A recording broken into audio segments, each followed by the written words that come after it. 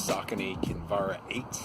I know the 9 is just coming out, but I'm actually just now getting on board with the 8s. Picked up a pair yesterday down at Runner's Alley in Portsmouth, and they're actually gator colors, so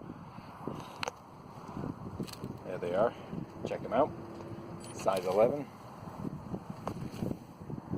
So I'm actually down at the track, and I'm going to try a speed workout. And we'll see how it goes today. Looks like there are a couple walkers out on the track. I'm going to try some Yasso 800, so I'll check in later.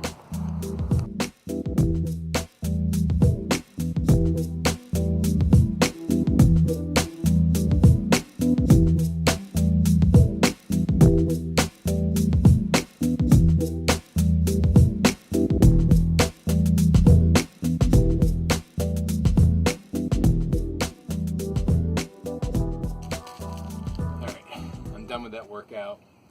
That was definitely harder than I expected. It's about 70 degrees out, which is awesome, but it's kind of like Boston Marathon weather last year, and you can see there's still some snow and stuff around me. So I set out to do 6x800, so Yasso 800s, and rather I wanted to do 8 of them. Actually got in 6 of them. In between each one I did a 400 jogging recovery, so that was probably at like 7:15 pace, so very difficult, working pretty hard, and felt like I just kind of mentally had enough after 6 of them. There are actually a lot of people out on the track, taking up the inner lane, so not to make excuses, but that factored in. But the shoes performed well. These Sauconys are really good for speed work, really very similar to the last model that I had. I like them. They feel light, but again, my heels are well protected. I still am dealing with a contusion on my right heel, so it was nice to run in a new pair of shoes and have that pretty well protected. It did warm up after probably the first quarter mile or something like that. Shoe fits really nice and snug. They do this kind of lock laces thing on the top, which I think they've improved since the last model of Kinvara, the model 6. People complained about the lock laces, and they made some adjustments. So it feels snug on the top of the foot, but not overly tight. So overall, thumbs up on these. I'll try to give a more thorough review after I've run a little bit more in them. So I hope that helps. Okay, I'm going to do a quick summary on the Kinvara 8. The other day I did my first track test with these. I ran about 6 miles, which included 6 Yasso 800s at a pretty fast pace. I think I got down to about 5:30 for most of those. So this shoe was terrific for that workout. I'm dealing with a little heel issue, so my heel felt well protected in a new pair of shoes with this nice cushioning. Certainly lightweight, so no trouble getting the turnover I needed to hit those faster paces. And my feet didn't get tired over time. They felt nice and snug here in the Kinvara 8. In the past, I have run in the Kinvara 6. I missed the Model 7, but I had 3 pairs of the Kinvara 6, and I've found this to be a very versatile, great shoe.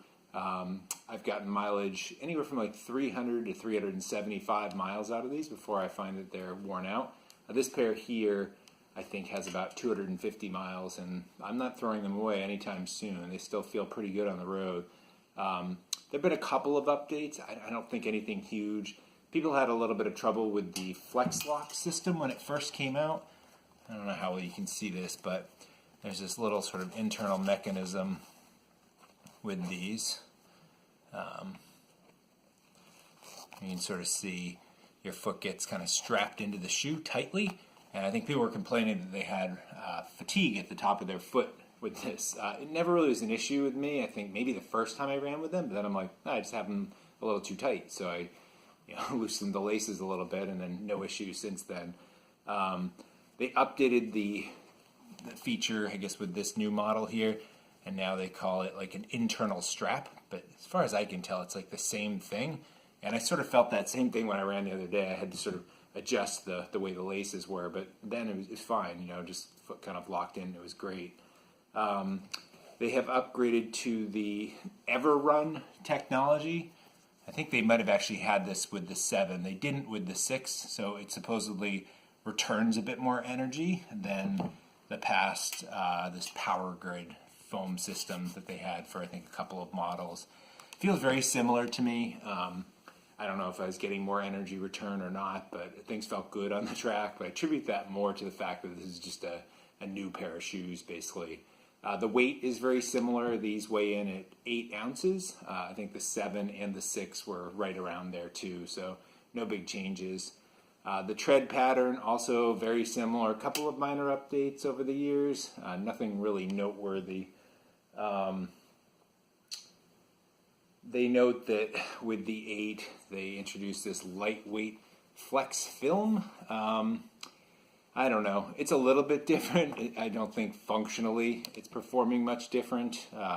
It is light. Your foot feels pretty secure in there. Good breathability of the uppers. Nice and lightweight.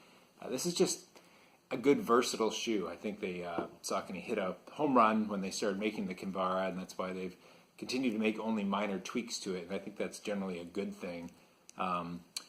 In the Kinvara 6 here, I've run distances from 5K to marathons in this shoe. I ran like the Maine Coast Marathon in this, and it was a super wet day, and it wasn't an easy day to be out there. It wasn't my best day, but it went okay, and this footwear performed very well. It was the right amount of support while still being kind of lightweight which kind of you want in races. And then I've worn these in 5Ks to where if I was battling like foot problems, like I had plantar fasciitis at one time, so I put these on instead of a flat, and that was a good thing. So I'm kind of thinking I'm going to use this Kinvara 8 in a very similar way. There may be days where I take it out for a longer run if I'm going to do some tempo miles in there. It feels good for that. But we'll see how it holds up over time. I expect it to be very similar. So not really too much more to add to that. I think this is a shoe that a lot of people could have in their running toolkit. Again, Saucony did a good job with designing this one, and they've just not needed to make drastic changes over the years.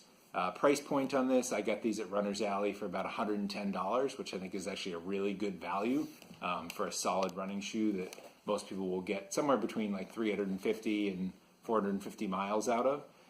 And now with the Kinvara 9 coming out fairly soon, there may even be some deals coming up on those.